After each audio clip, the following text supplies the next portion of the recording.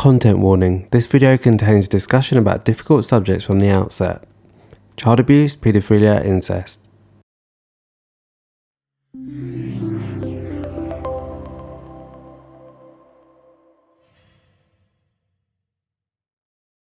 For me, in order to get through this, not only the trauma of the sexual abuse, but the trauma of my family acting the way they were, because I couldn't, longest time I couldn't, I'm like, why are they acting like this? Like, why can't they see that we all have a problem? We all need to go to therapy and that we all need to work through this. But unfortunately, when something like sexual abuse and conservatism, because they're the Catholic, Roman Catholics, and they just grow up in such a huge, tight-knit family that this type of thinking, this way of thinking of forgive, forget, and what is sexual abuse, what isn't, how old an adult is and who isn't an adult. It's just so ingrained that they can't think of any way else, how else to live.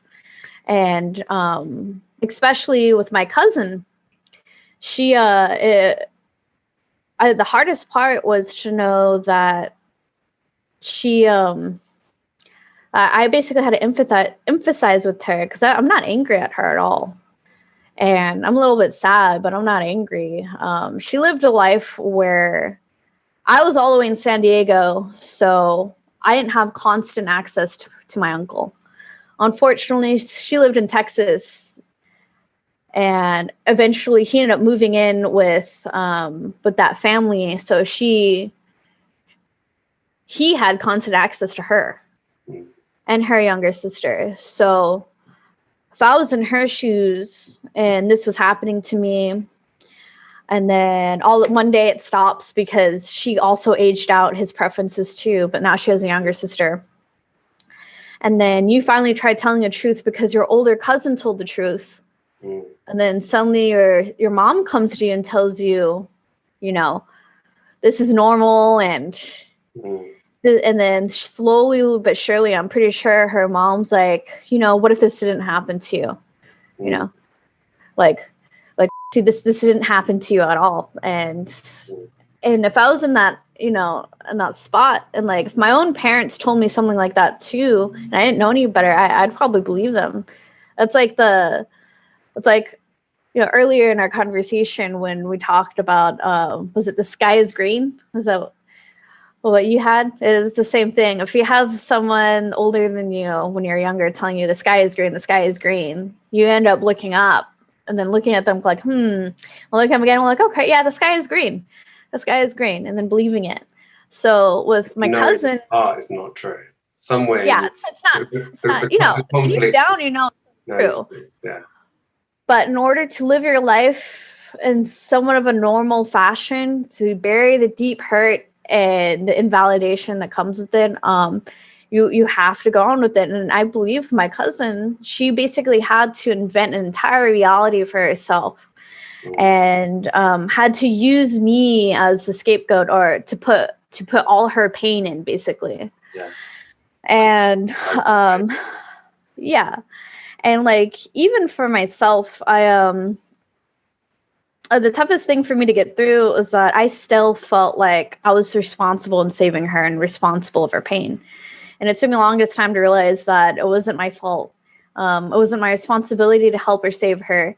The people that failed us were our caretakers, her mother. And I can't even imagine having a mother who looks you in the face and says this never happened and your cousin's lying. I can't imagine living a life that much stress where your abuser lives with you, that got to the point where she just had to forget it and bury it deep. And like, the conversation I had with her 4 years ago was pretty interesting because she was exceptionally angry. She was blaming for a lot of things, but like in her tone, like you can tell that, like, for a split millisecond, she like didn't believe herself, and then suddenly like believed herself all over again. It was very bizarre, but I think it's just another coping mechanism that people have to endure or deal with in order to endure with the abuses they have in their life. And I don't blame her.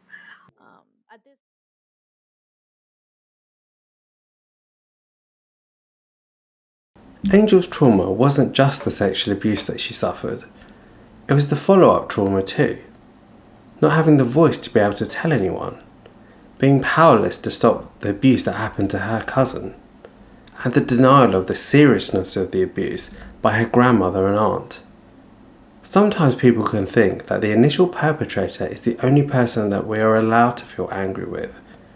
However, less than empathic reactions from others, especially caregivers, can compound our feelings of anger.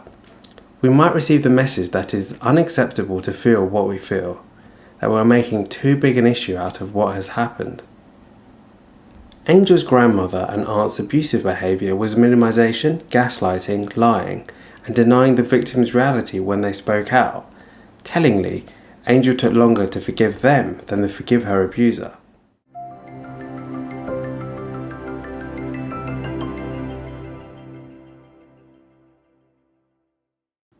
Thanks for watching.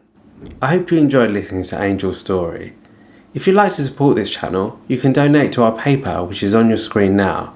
The link is also in the description. We hope to see you back here soon.